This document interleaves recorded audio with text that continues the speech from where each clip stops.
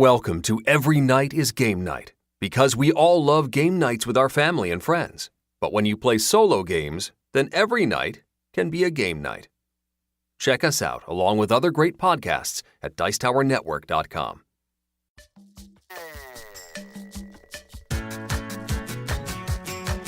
Every Night is Game Night, episode 92, Designer Roundtable about solo variants with Ricky Royal, Keith Matejka, and Mike Mullins.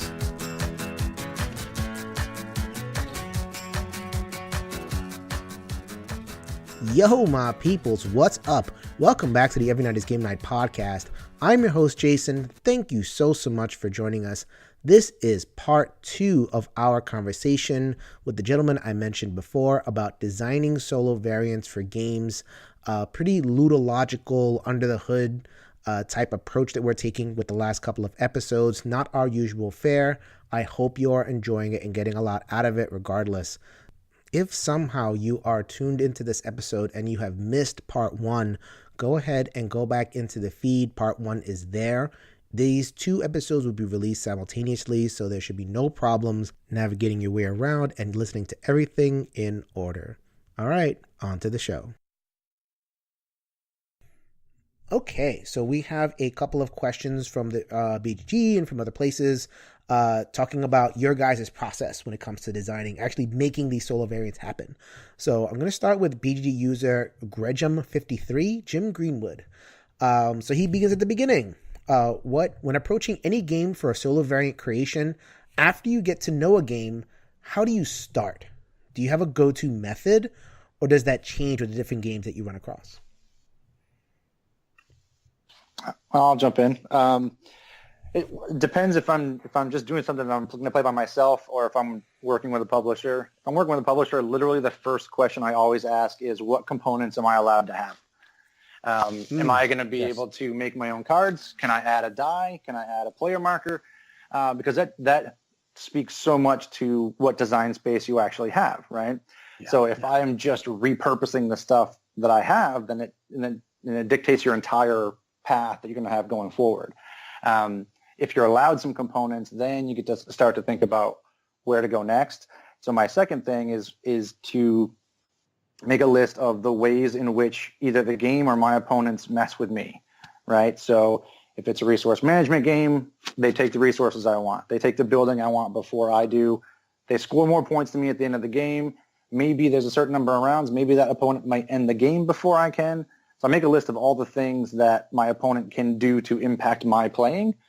And then from there, I say, which of those do I need to recreate and which of them are fine if I omit in the course of this design of this game. So it's like, okay, I need resources to disappear. I can't just have my full pick of all the resources. Otherwise, that pressure's gone. That doesn't feel right for this particular game, right? So those are my 2 big steps. What components do I have, and what does the game or my opponents do to me that I have to recreate? I'd like to ask, a follow-up question to that, and I'll get back to Ricky and to Keith. So let's say, because this doesn't just go out to people who are designing. They're also, for publish, they're just making it on their own. Absolutely. So let's say they just kind of have carte blanche of what they can use. What would you suggest? Would you suggest that they try to constrain themselves with a limited number of components, or would you just say the sky's the limit and just do the best you can? Well, it's hard to make a blanket answer for that. It kind of depends on the size of the game. If you are putting together a variant for a big game and you need to make it work and you need some extra dice, and go for it. I think if you're not working for a publisher, the whole point is to make something that you are going to like and somebody else might like. So if you're going to add components, great. The point of caution that I would put there is that the temptation is to just add more stuff to make it work, when in reality you need to work with a limited set. So I guess add what you need. Don't be afraid to add what you need. But you can definitely add too much or you're obfuscating the gameplay itself. All right, cool. So Keith and Ricky, the original question was, after you get to know the game, what is your process? Like, how do you start actually implementing the solo? I can jump in. So definitely my goals are to recreate the multiplayer game is to some degree as close as I can. Initially, talking about a lot of the stuff that Mike mentioned about finding where the tension points are, figuring out where the interaction points are and making sure that there's either something in the game that simulates that interaction or just kind of removing that interaction. I mean, kind of talking about, Mike was talking about being tempted to add more stuff. I think I'm much more inclined to just like start cutting, like, big sections of the game. And then one piece that's really important to me, well, backing up, usually I don't start figuring out what my limitations are when the publisher. I just say, hey, publisher, I need this. And then we can fight it out after that. And then if there's still kind of a conflict, then I'll try to find some alternate method to do what I want to do. Oh, so you just big timing us now. This is Well, sometimes you you gotta ask forgiveness and permission. You know what I'm saying? That is wisdom right there, sir. But one thing, actually, I don't think people talk about this a whole lot, but it's super important to me, is kind of the physicality of what you're doing at the table. Like, I come from a design perspective of like, I want to be like, hey, it feels cool to move this piece over here or to do this thing. So like an example for that was, Ricky and I talked about Bullfrogs before, but one of the small changes on that one is that in the multiplayer game, you've got a hand of 3 cards and you're playing one each round. Whereas in the single player game, you have to roll this pair of dice between each turn, which means holding a hand of cards and rolling dice back and forth is like a physical kind of pain. So then I just change it so you flip the top card and you play it instead of having to hold this set of dice, which kind of lets the game flow a little bit better. And like kind of removes some of the physical irritation of like kind of trying to manage yourself, your own game, and then the AI, opponent as well. So that's something else I think a lot about. And for like examples, herbaceous sprouts, I added this card that you flip back and forth between like every other round. The turn sequence changes. To kind of simulate what it's like to be first player versus second player in a 2-player game.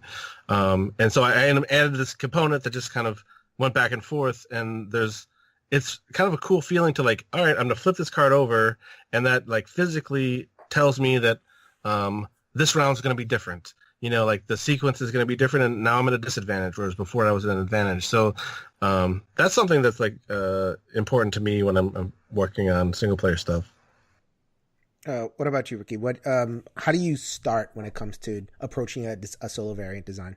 Yeah, well, like Mike said, I think the components is a good point. So I would ask a publisher that first. I would try not to introduce new components. In fact, I've just finished Tales of Northlands, the Sagas of Noggin and Nog with Nick Case. We worked on the solo variant on that, and I mean, Nick said, if you want to add stuff, knock yourself out. And it was kind of like, no, let's make sure I don't add anything new for the solo variant. And when customers buy a game, if they're a soloist, they tend to play a lot of solo games perhaps, and multiplayers would tend to play a lot of multiplayers.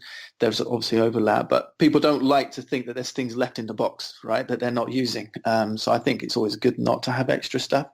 But the other important thing, as well as getting that, as Keith said, that feel for the multiplayer game, is understanding.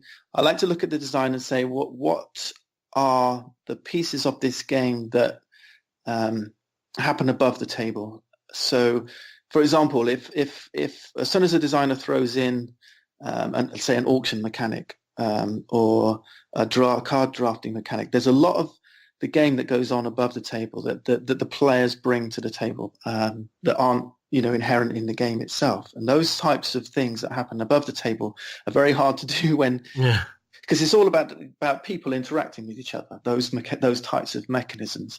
Whereas for a solo game, it's more introspective. It's all about what does one person sitting over a table want to do with their time? How do they want to spend their time? And so trying to then re-implement those types of mechanics, how is that going to work in solo games? So I'll try and identify those things first. And then the main thing is playability. Minimizing downtime, I think, is something that I'm really keen on doing, because I did this for like Guilds of London and Pamir, Nina and Pinta as well. I did one on that. Oh, and one that's not an official solo variant, but Doomtown Reloaded. If you played that game, I create a bot for that.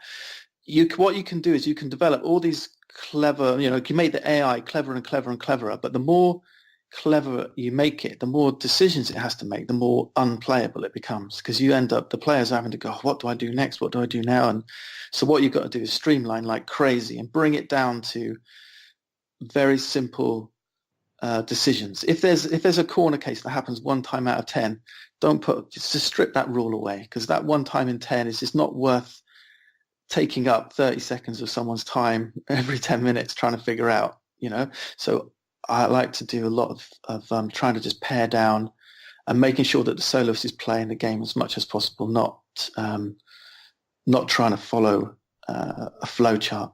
So I try and keep things simple. But yeah, it's a very different business doing solo design to multiplayer, because like I say, so much of board gaming is about the social interaction. And for developing a solo game, it's you lose all that, and you can't rely on those types of mechanisms. You've got to bring it down into this very intimate thing between one person and the board, and trying to create that same experience between those two entities is different, very different challenge. It sounds okay. So I'm trying to wrap my head around this idea that, so I hear Keith a lot and all you guys in a way saying it's really important to get the multiplayer feel of the game itself, but I don't think you guys are as worried about making the opponent feel like a human being. So it's almost like it's like at cross purposes, right? You want that opponent to be as challenging or as whatever as possible, even if it doesn't feel like a human being, but you still want to retain the feel of a multiplayer game. So I imagine that seems really difficult. I want to fold that into a question by David Oxier, also from BGG. I guess, how important is it to make the multiplayer game the solo game feel like the multiplayer game? I imagine that cuts have to be made. So maybe talk a little bit about where you have to make those cuts of like, okay, I want to go as far as possible, but there's certain things that I just can't have. Yeah, I can come in there. I think one thing that actually there's a couple of points here. I think we're talking from, and we joked earlier about how 2012 was a long time ago. I think in a couple of years' time, 2018 this conversation will seem like a long time ago, because something new is happening now, which is the hybrid digital platform, and that's going to bring AI opponents to tabletop that I can't begin to talk about. But certainly I think that the landscape is changing. Portal Games, for example, are doing those kind of things and bringing solo gamers a new kind of experience. But the making it feel like the multiplayer game, it has to feel like it's the same game for sure. But you can't without that digital crutch, you can't make the thing feel like a human opponent. But it has to feel like you're playing the same game. And we talked a lot about randomness earlier on, and when you're doing the bot type thing, or the automa, or the flow chart or whatever, the randomness that happens is not as random as it first appears. And because what you've got to remember is there's another human person involved in the game, and that's the soloist. Because and this is something that I thought about a lot doing Renegade, is that although there's random things happening, the consequences of those random things they're purely deterministic. So a random thing can happen. I mean, imagine Pandemic, right? You're all familiar with Pandemic. You've got a card that gets drawn and it sticks a virus in a city. Then that thing feels random. But what's not random is what the players did to make that city a critical point or a non-critical point. So all the time the soloist is doing things to the game state. They're changing the game state in their they're in control of the game state. So when random stuff happens, it's not purely random. It's interacting with something that's very deterministic, something that the players have done, and it inherently feels like you're playing another person because of that. Because you're kind of playing yourself in a way. You're making things happen, and the consequences of that randomness are purely down to you. And if you can get that, if you can deliver that in a solo game, then you don't need to deliver a human opponent. It's enough to just say, I'm in control. Make the soloists feel like they're in control. And if they win or lose is not a random event. It's because of the way they've played the game. That's, I think, what you're trying to do. Ricky, you've successfully split the baby. Well done, man. Keith and Mike, would you agree with that in the sense of like what you're trying to accomplish is that sense of giving that player the sense of control and in the way that they would in the multiplayer game, and that would be sufficient to make them feel like they're playing the game? Yeah, 100%. Yeah, I think in terms of control, the way I usually frame my thinking is about the decisions that you have to make during a multiplayer game. If you can recreate those same decisions in the solo game, then you've done your job. It might feel a little bit different because the opponent's getting free buildings, or resources are magically disappearing or whatever. But if I'm still making value-based decisions based on resources, or I'm managing my cards, if I'm making the same decisions, then I've done my job as a designer. I also tend to be a little more forgiving because there are some games out there that just don't translate well to a solo. But if I want to get some things played, I'm going to have to make sacrifices and not be quite like the multiplayer game. So I'm also up for anything being converted, because now this box of stuff I can still use one by myself, even if it's not 100% faithful to the multiplayer experience, although I'm definitely in the minority in that respect. But I just like the fact that, hey, look, I'm thinking about you too, solo player. It's a little bit different, but you can still use this box of stuff you bought by yourself. Mm-hmm. It's funny because you led perfectly into my next question. Well done, Mike. Well, I had the Awesome. list, Get out of my head. So this is going back to Siam Hockaday. What type of game is the hardest game to design a solo variant for, or what types of games? Social deduction. That's probably true.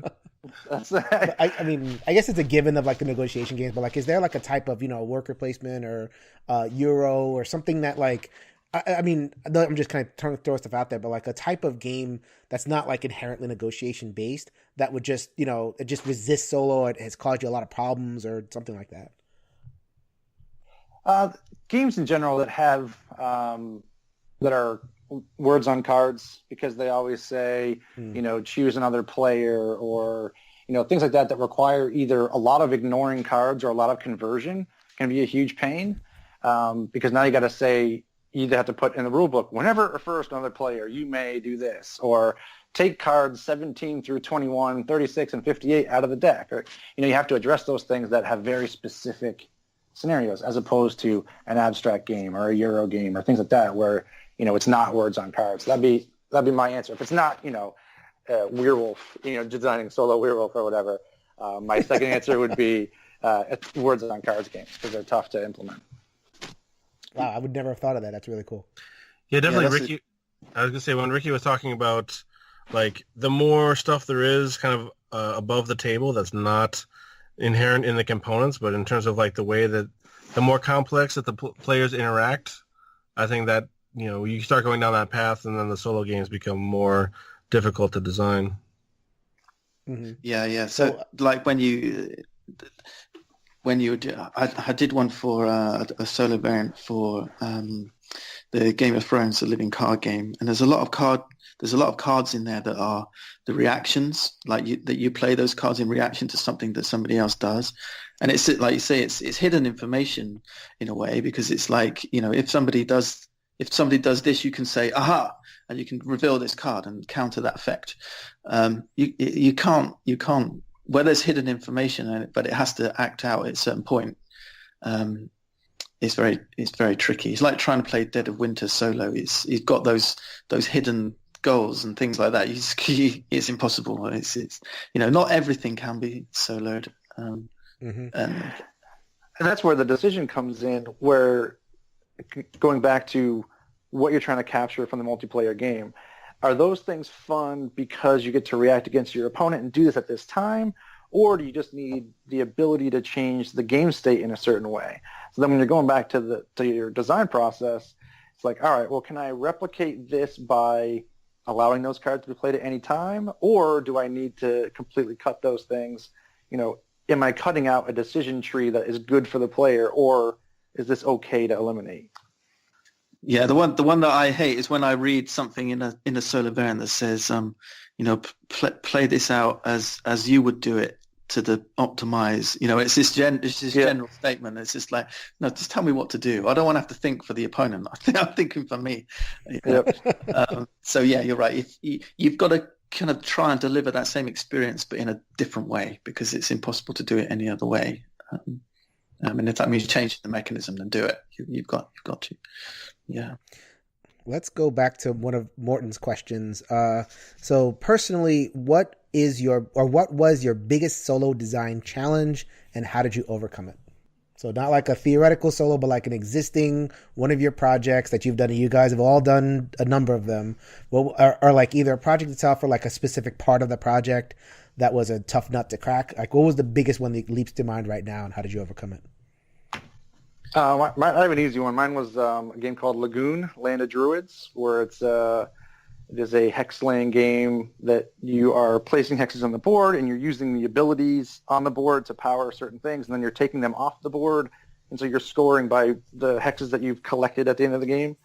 And this is one of the more let's be nice to me and say polarizing solo variants that I've done. Let's be nice to Mike, sure. Yeah. Well, the thing is, I even knew that it was going to feel this way to some people going in. But basically, with a game like that, it's very, very tactical, because every time it's like, all right, well, there's only 3 blue hexes out here, so I can't unravel these sites, and I can't do this, so I have to make new decisions. So if I'm trying to affect, a player, I have to make a certain decision tree for the AI to change the board state. And basically one of the things that I did, which I still personally love, and I think I can already feel Ricky wincing when I say this out loud, is that the difficulty slider was that there's a few choices where you follow the decision tree down for the AI, and eventually you're going to have to make a choice. Like, these 2 sites are equidistant. They could take either one. How do you decide which one it is, right? And so sort of at the very entry level, you just make a random choice. But as you go on to increase, you make the choice that would hurt you the most. And that would be how you advance the difficulty slider in a certain way. And I still stand by that design, because I think it actually makes a fairly compelling experience against who's not a real opponent, just the board state changing. But I definitely got dragged over the coals for having to occasionally make a decision for an opponent. So whether or not I successfully navigated that challenge, that is how I did it. That was Ricky using one of his burner accounts. That's it. I think sometimes we're hard on ourselves as designers on solo variants, because we want our opponent to be clever. And what we got to remember is that sometimes human opponents make the wrong decision. So if our solo bot makes the right decision 9 times out of 10, but 1 time out of 10 makes a blunder, that's perfectly fine, because those little blunders are fine. They're human, and that's what makes, that's my excuse. It makes your bot feel a little more human when it blunders. And that was probably when my challenge was when I did the Doomtown Reloaded, because that's very much a 2-player game. How can you play that solo? And what I had to do there was just throw all the notion of trying to create an opponent that played like a person out the window, and used all the tricks that we deploy, like making the thing cheat, using decision trees, getting it to blunder 1 times out of 10 is fine. I had complex AIs that I then had to just trim to make it, make a decision that is good 9 times out of 10, which is the hard thing to do. So trying to create those heuristics is really hard. Sometimes you have to just try and come up with a little spark of an idea that says, this is how I can implement what this thing does in a completely new way, but still deliver that soloist with the same kind of game experience. It's really tough. It's tough. Mm-hmm. All right. What about you, Keith? What was your personal hardest design challenge, and how did you overcome it? Sure. The probably the Sunset Over Water.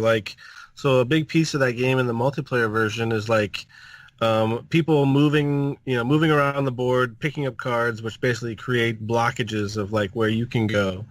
And I kind of struggled for a long time on what to do about that. I mean, for a while I would just be like, all right, we're just going to kind of ignore this part of the game, and then we're going to just work around it. But after continuing to play the multiplayer version, it's like this is such kind of a key component. We'll have to figure something out. So then I kind of came up with this idea of like there's these 4 specific spots that they just you're whenever you're moving around, you're kind of creating your own obstacles, and then when you kind of take the suboptimal move a lot of the times, then you get to decide when the board refills and when it doesn't. So that was the one that I struggled with the most. It's interesting you mentioned that one because if folks don't know, in the multiplayer version of Sunset Over Water, it's this game where you're kind of moving your piece around, you're set collecting really with a spatial element. In the solo mode, the multiplayer mode, the board just automatically refills, right? But in the solo mode, it doesn't automatically refill. You have to go over these cards. So in a way, you had this challenge, but you overcame it by kind of sacrificing off of the multiplayer feel of the game. Right. Was that like a barrier of resistance? Did you kind of resist that for a while? Or did you say, okay, this just feels too right, I'll just go with it?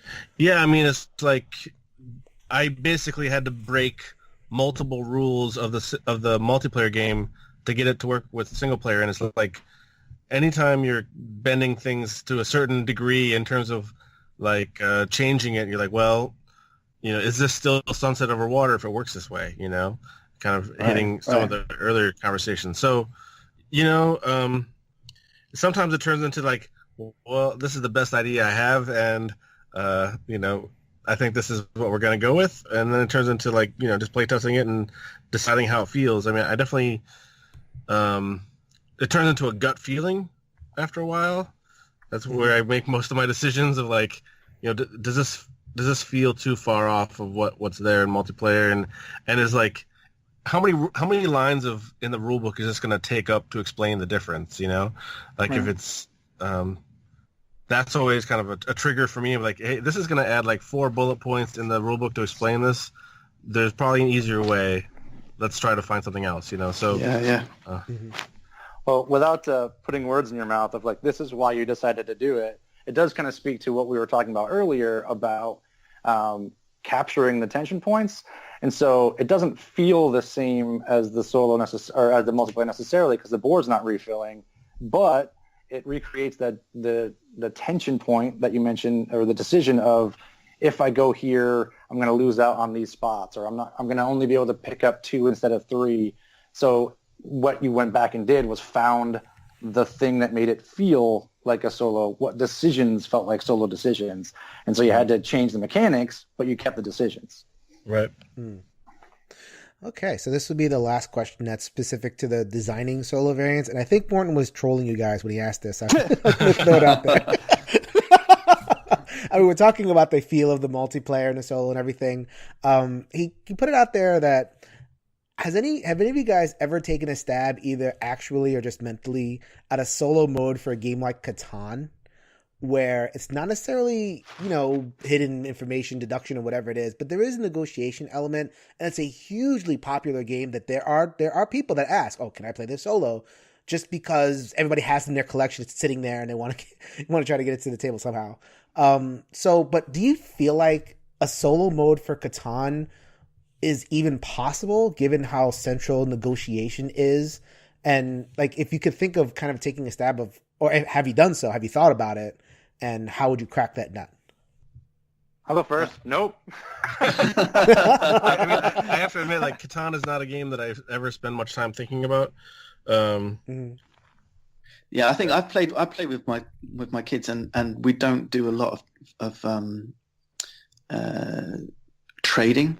And if we do, it's kind of quite very fair and deterministic. Absolutely, I think my answer is going to be yes, absolutely. I think a solo variant for Catan is doable because there's things like auction mechanics that are soloable if you do it right.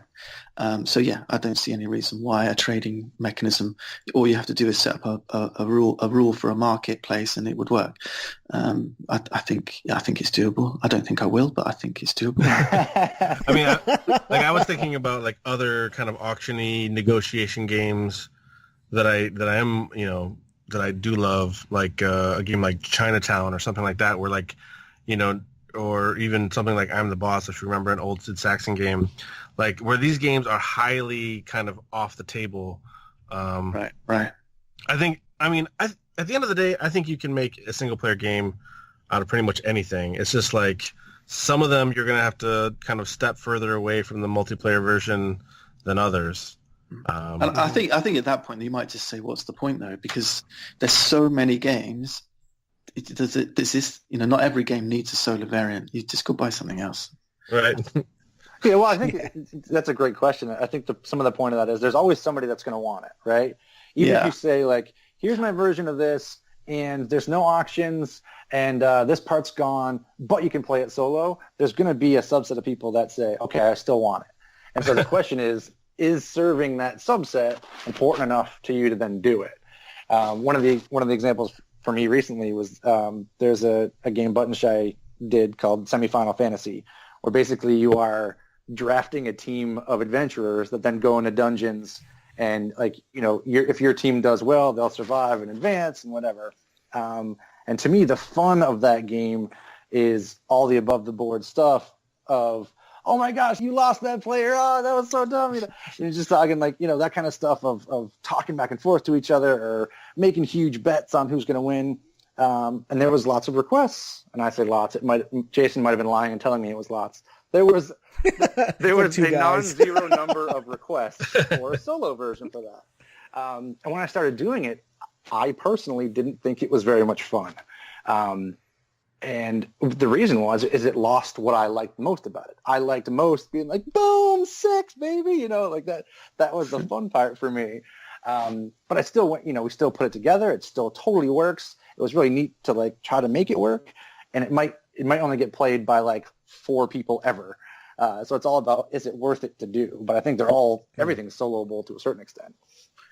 Well, yeah, I guess, go ahead. Sorry. I was just going to say, I would encourage people, if they care enough about a game to want to play, and they're the only person who wants to play solo, make your own rules up, because no one's going to tell you they're wrong if it's just you doing it, right? So just go ahead and do it. There's nothing wrong with soloing games. You even if you have to play both sides, just have fun with it. It's a game. It's your stuff. Just go and play with it. Beautiful. Well, you're on the right podcast to say that. Oh, here's some advice. All right. Let me give you some advice though, because I'm reviewing a game right now, and I've got a feeling that the people who I won't say what it is. Well, yeah, a review's coming up, so you'll see it soon. But if you're going to do a solo variant, play it solo. I've got a feeling, what you don't want to do is develop a bot and then have someone else act out the bot for you, because it won't work. Yep. So if you're gonna make a solo variant, do it on your own, because the temptation is to get all your friends and work it out together, but don't do it on your own and make sure it's fun. It's better than reading a book or watching TV. So go, have a go. You heard it here first. Ricky says don't read books. Right. Better than reading a book. Just read the rule book. That's okay. But that's the important thing about solo games. We're this kind of circling back to where we started. It was one thing I wrote down. I thought this is what I should say. Solo games give you. I mean, my wife gives me a lot of stick for play. She's like, shouldn't you have some friends doing that with? And it's like, this thing, I can read a book on my own and that's fine. I can watch TV on my own and that's fine. I can do a CrossFit on my own and that's fine. What solo games do is they give you all 3 of those things right there in one little package. So yeah, it's absolutely fine. So when you're doing a solo game, you deliver a puzzle, deliver a story, deliver a challenge, and then you'll have a good solo game. Mm-hmm. All right. So this last couple of questions is not so much designing solo variants, but kind of talking about how solo variants interact with the larger gaming world, publishing, marketing, all that kind of stuff.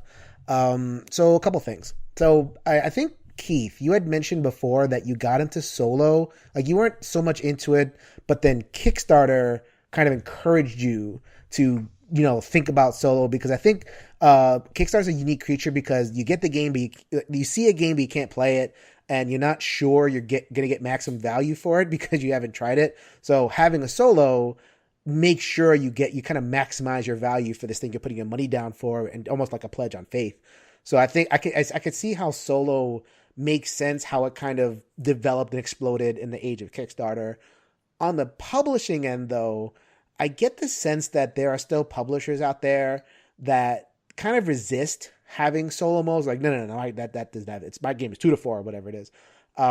Is that? Am I right in that? Am I right in that there's still kind of a resistance among publishers to publish, to kind of either waste design time or waste box space componentry on solo modes? Or do you feel like that the industry is turning around and there's a lot more acceptance of it? I definitely think that's changing.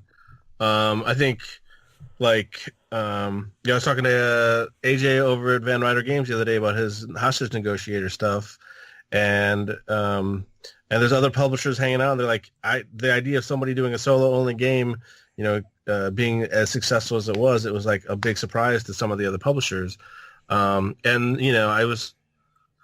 was just at Gamma. I talked to Renegade, was talking about doing some more single player stuff in their games, and I think it's just like the more established publishers they just move a little bit slower when kind of picking up on this trend of hey, people want single player in their games.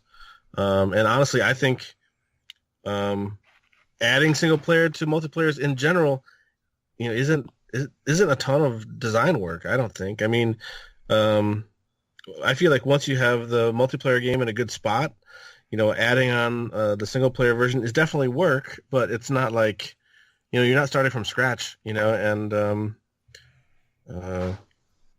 I think it's something that a lot of people are doing. I know like Minion Games just announced that they're not going to publish any more games without a single player version included. So I'm definitely seeing changes there. I guess it's not a lot of work, but it is extra stuff, right? It's extra, like I think Mike was mentioning before, even if there's minimal extra components, it's still extra components. It's still an extra page in the rule book. It's still an extra design time that you have to, I'm not sure how, people get, these people get paid, but I'm sure it's a little bit extra money they have to put out in order to put a game that's been designed for 2 to 4 and make it 1 to 4. So there's a push, and I think Fantasy Flight does this the most in terms of, let's get the minimum viable product out there. And if the people want it, we'll put it in for an expansion. There you go, solo cooperative. Matter of fact, the thing happened for Thunderstone Quest. There was this huge outcry for solo, and they're like, nope, no solo. No, we're not doing that. And then here comes the next wave of it, and there's the solo and the co-op, the solo co-op of it. So so it's a little bit, I guess, observing that it's still a little bit frustrating that public, like you were saying before, maybe this is just for the bigger ones, that there's still this mindset of, okay, let's just put minimum viable product out there, which is 2 to 4. That's going to get the most gamers, even solo gamers, most of them prefer 2 to 4. And then with the one player experience is kind of a bonus. So I'm guessing, I guess you answered the question, like you see that's changing. I do. But I think smaller publishers are seeing it as an opportunity to, provide, products that they know the gamers want that the big publishers aren't offering. That gives, I see it as like, hey, Fantasy Flight isn't throwing in a single player version, but Thunderworks does, and that's like something that's cool. That is another kind of talking point for why why someone might want to buy one of my games. Oh, absolutely. I think the dichotomy between smaller and larger publishers is important, and obviously there's larger publishers that are very cognizant of the lower player counts. But when you're looking at like a lot of the recent Kickstarters, with solos being either a stretch goal or part of the attraction, that's bringing backers. And there's a pretty vocal solo crowd in the different Kickstarter projects that if you add that to your Kickstarter project, you will get a big section of backers, and that's so important to keep momentum going for a project and keep those numbers going up so you can reach your goal. So I think smaller publishers are jumping on that opportunity because they see the value proposition. If you're bigger, you can just, all right, I'm going to sell 10,000 of these no matter what, so who cares, Right, exactly. Yeah, and in terms of component costs, like adding a couple cards or a dice when you're printing 5,000 to 10,000 units as a big publisher is like nothing. So Yeah, and you don't That- even that ain't a real concern.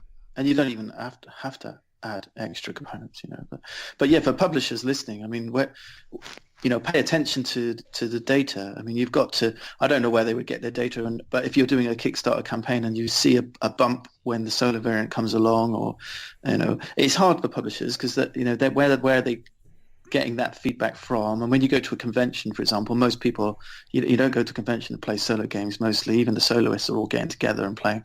So, but look at you mentioned AJ and things like Hostage Negotiator. That's good data. If those games are selling well, or Mike, your Pentaquark game, if those games, these one-player only games, if those things are selling well, then that demonstrates a solo market. And if you want a piece of it, then put it in.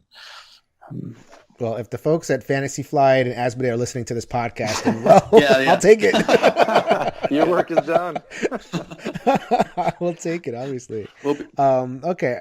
I got one last question. This was from Travis Morton, and it goes off of what you were mentioning before about solos as stretch goals. So I'm going to reword it because the original wording of it was a little bit leading and directive. So what are your guys' feelings about solo modes that are added as stretch goals to a Kickstarter? Do you ever get the immediate sense that if it has to be added as a stretch goal, it's not just a part of the basic game, that it's tacked on and therefore bad and it kind of puts you off of that solo mode? Or do you not have that instinct and you go a different direction with it? Margins are tiny, man. Margins are so small in this industry that if you are a smaller publisher and you are trying to add a few pieces here or there, or you're trying to hire a solo developer or even invest your own time to develop it, yeah, it's worth being a stretch goal. It certainly can engender fear that it's tacked on, just like any other, here's this extra expansion we'll throw in on stretch goal number 8, whatever. The fear is that it's underdeveloped. But when I see that, right, exactly. I see that as everything costs money or time. And if you're a smaller publisher, if you're on Kickstarter, it's because you don't have the capital. I don't begrudge anybody for putting anything as a stretch goal, to be perfectly honest. Everyone's got to make choices about putting the best game they can together and getting that game funded, or getting something funded and then adding stuff on. I think that's a publisher by publisher, case by case basis. But for me, I don't immediately think, it's crummy because it's tacked on. I definitely have reservations about it, but I don't assume that it's, I don't go down the negative route. I think anytime that anybody adds like brand new expansion unlocked at stretch goal X, Y, and Z, I mean, on one side, I'm like, it makes me nervous. It's like, okay, I guess it depends on how it's presented as well. If it's like you're looking at some kind of cool money mini or not campaign, and it's like, here's a new stretch goal, and there's like 5 awesome art assets that look amazing, and you're like, dude, you've had this in the bag for like a year. It's like those kind of situations. I'm like, oh, okay, they just they're playing the little stretch goal game. I'm sure this thing's gonna be great. But if it's presented as kind of more haphazardly, then I might be more concerned about it. Mm-hmm. So I guess it's about the presentation. So like if it's a stretch goal, but you can tell, and I guess it's hard to tell, right, but maybe there's things that you can say. It's like, okay, they really want to do this. It's just a matter of margins. Like I can't do this, but it's there, it's developed, and I just can't wait to get that funding thing. And then there's other ways to tell. It's like, oh, by the way, our 5th stretch goal is a solo mode. We hope we make it, and we'll make you a solo mode if we, right, if we hit that stretch goal. So I guess it's all in the kind of reading the finer print, which is difficult because there's so many Kickstarters. There's so many messaging and over there, and sometimes something sounds good and it's not. So I guess I agree with Travis. I guess it's right to have that kind of red light go off, or red flag, when you see a stretch goal of solo mode. I was just wondering if you guys had any different insights about it. And I guess what Mike said is correct, was it's about margins. I mean, we're not talking about multimillionaire right things over well here. And also I think it just kind of goes with being a smart Kickstarter consumer in general, where it's like, okay, this has some good art assets, but there's not a lot about gameplay and there's no reviews. So I have to make some decisions about what kind of risk I want to incur here by backing here. So I don't think it's I don't think it's a separate issue from the general skill of judging a good Kickstarter project. Yeah. And I don't see a problem with it either. I think the guys are right. I mean, if you're adding new components, it's clear that a stretch goal equals more components. And I think one of the problems, I mean, Kickstarter's a strange marketplace anyway, but one of the things that's clear, I think, is consumers, on the most part, I don't like to generalize, but a lot of people equate cost with components. But developing a solo variant, even without adding components, does come with a cost. Designing is a costly business, and it's people's time and effort. And if you've got a game and you want to bring it and you've not invested in the solo rules and you've got to employ someone to do something, then there's a cost associated with it. So I don't immediately think there's a problem with it being a stretch goal. And the Kickstarter game, a lot of you could come to Kickstarter with a game that's 100% complete and you don't want to add anything more, and then your backers are crying out for stretches. What are you going to do? Yeah, I've been in that situation. So, that being said, what you didn't plan for 200% funding? How dare you? I mean, the stretch goal game in general is kind of even a separate conversation. It's like it's a challenge to come up with compelling stretch goals. That don't mean like you're just pulling stuff out to put it back in. Like the whole thing is weird. Yeah. It feels a little dishonest at the end of the day, but yeah, the proof of a solo variant in a stretch goal is just the quality of the variant. I mean, that's it. There's nothing more to it than that. You can't judge it by whether it's a stretch goal or not, I don't think, because you don't know what the motivation behind it being a stretch goal is, unless people are completely transparent and say, well, it hasn't cost us anything, or we had to employ someone to do it. So. Right. And with all that being said, like, I don't mind it being a stretch goal, and it's, for different reasons. I still advocate for publishers to put that solo mode in there, because the whole point you're trying to chase funding and trying to chase backers. Increasing the player count window will get you more people. Yeah. Solo players all talk. They say, hey, check out this new project. So for publishers listening out there, include that as part of your development cost. Reach out to that subpopulation, and you'll see the benefit in your Kickstarters. Yeah, we had the solo variant for Noggin. I say we. Nick had the solo variant for Noggin the Nog as a stretch goal, and I think it was a stretch goal. Maybe it wasn't. I don't know. I wasn't paying attention. But it came later. It came during the campaign, and there's nothing wrong with that. The Kickstarters, sometimes games are 100% complete and they're ready to go to print, like Renegade was when we funded. But other games, they want to carry on tweaking and adding things and changing things around. It depends what state it is in, right? It doesn't mean you're going to get less of a product at the end if people want to do more development during the campaign or after the campaign is finished. I don't think. But yeah, that's a whole separate conversation, I guess. All right. It's funny because reflecting our conversation, and we're 90 minutes in. Thank you guys so much that's such an engaging conversation. I feel like this really flown by. And it feels you guys have kind of knocked back against some quote unquote common wisdom in the solo community. So like high score variants are bad. No, you guys are saying they're pretty good. Stretch goal as solo is from ad. No, they're pretty good.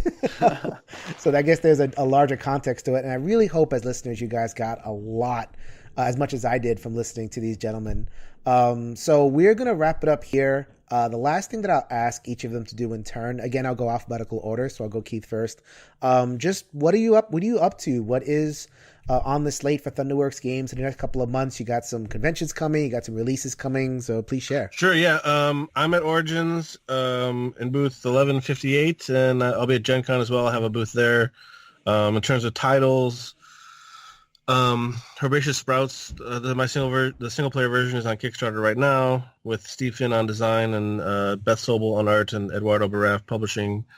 And then the next thing out from me is a game called Skulk Hollow, which actually Eduardo Baraf is going to publish, and that is a 2-player only game. So maybe I should start thinking about the single player version.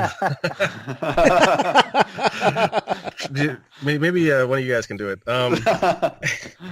And then the next thing that I'm publishing myself is a game called Lock Up, which is set in the world of Role Player. It's a worker placement game where you're, it's like a dungeon worker placement game where you're like all prisoners. So you play as the kobolds or the hobgoblins or whatever, and that plays 1 to 5. So, and that's that's from a designer, Stan Kordowski. He's out of Milwaukee, Wisconsin. He's known for Dice Hospital, and he's got a couple other games coming soon. He did Rurik Dawn of Kiev, which is also being published by another publisher here in Madison. So, all right, very cool, Mike. What do you got in the hopper? Although, were you involved with Sprawlopolis, which was this crazy, just successful button shy well, yeah, relative to you guys? I kind of have a little bit of a hand in most of the stuff that Button Shy does, just because Jason's a good friend, and so he'll say, "Hey, look at this art," or "What do you think about the wording for this card?" So, but I mean that thing just took up on its own. Those guys had a big success with Circle the Wagons, which I was lucky enough to do the solo for, and Jason really hit the marketing for this one. He got the word out really well. The return. Circle the Wagons folks Sprawlopolis just exploded. It became a much bigger thing than any of us expected. So I didn't have a whole lot to do with that other than being a champion for it and saying, "Hey, play this game because it's good." Cool. Yeah, that was a lot of fun. What do you got coming? So the big one is Fate of the Elder Gods from Greater Than Games. They're working on an Agents of Arkham expansion that adds a more active antagonist. And so I'm working on the solo for that expansion to try to let the player attack try to summon their own god before the agents affect you. So that's the one in the works right now. Hope to have something playable for folks to check out before, I don't know, let's say Gen Con. I don't know. And then our second season of Twin Stars that I did with Jason Tagmeyer at Button Shy, a little 3-card, few dice and some tokens solo game. We're putting together some scenarios and characters for our second season for that. All right, Ricky, what you got coming both on Box of Delights and as a designer? I'm wrapping up the Noggin solo rules. I've got a bit of proofreading to do and just play some more, make sure everything's tight as that campaign's just wrapped up. I'm working on Victory Point Games. Have got me working on some expansion material for Renegade. So Renegade's Kickstarter backers should have all theirs now. Kickstarter retailers, I think they can open shop in July, and I think Victory Point Games want to do the big release at Gen Con. So they've got me working on expansions 3 and 4. So I've just finished up with 3. That's going to place testing soon. 4, that's on the cutting room floor, trying to get that together. What else? That's about it. Box of Delights is kind of taking a hit because of all the design stuff I've been doing, but yeah, loads of solo games. I've got a little stack of stuff to show you. Dan Vierson sent me one that I want to show you. I've got Street Fight. Street Fighter, is that what it's called? Street Master. Yeah, I've got that to show you. That one's going to be awesome. Looking forward to that. And Big Trouble in Little China as well. So I'm looking forward to getting those 3 up to the channel soon. Yeah. All right. Thank you guys so much. This was really, really informative. Different. We always like to give you different stuff in Every Night is Game Night. We don't usually go the ludology route, but we really and kind of embrace the design stuff. And hopefully you learned about some games that might be hitting your table sometime soon. So thank you, gentlemen. Please don't be strangers. If you have anything to promote or spread the word about, then reach out to us. But for now, thank you very much for participating. Yeah, thanks for having me. Thanks, Jason. Cheers. All right, that is going to do it for another episode of Every Night is Game Night. Once again, thank you so much for joining us, and thank you to those 3 gentlemen for giving up some time on their Saturday. I think Ricky went past midnight in Great Britain, so thank you so much, especially to him, but to the other 2 gentlemen as well. So a little bit of a programming note for next week. Because you are getting 2 episodes this week, next week will not be a regular episode. However, we're not going to leave your feed empty. If you have been following my Twitter, you'll know that I've been working with Luke Hector, the Broken Meeple, on top 100 cooperative games, not card games, just games. So yes, there are 100 excellent, not just fine, but excellent games that I will play to this day. Luke feels the same way, not as much to an extent as I do. But we both came up with 100 co-op games, mashed those lists together. We have been presenting that conversation on Luke's YouTube channel. So what I'm going to do next week is I'm going to start putting that series of episodes on this feed. They will not be counted as regular episodes. You can go ahead and check out Luke's channel right now as we speak if you want to know that full list. But I'm going to put it in podcast form because, hey, sometimes people want to listen to it in their car. They don't have YouTube Red, so they can't download it. So I'm going to put it in the feed. That will be next week. And then the week after, we'll be back with a regular episode with Anthony. So I hope that's okay. If you have any reaction to this conversation, what's going to happen next week, or anything else at all, reach out to us at the Facebook group, Every Night is Game Night, www.everynightisgamenight.com. Reach out to us on our Geek List. We have an episode guide Geek List that is an amazing resource. It's such a great format to check out 92 episodes worth of stuff. Go anywhere you want. Check out all the games and go ahead and comment. Finally, please give us a review, 5 stars or however many stars you think we deserve over on the iTunes Store, SoundCloud, Stitcher, wherever you get your podcast. That is going to do it. We will see you in a little while. Until next time, go ahead and grab a solo game off of that shelf and let's make every night the game night.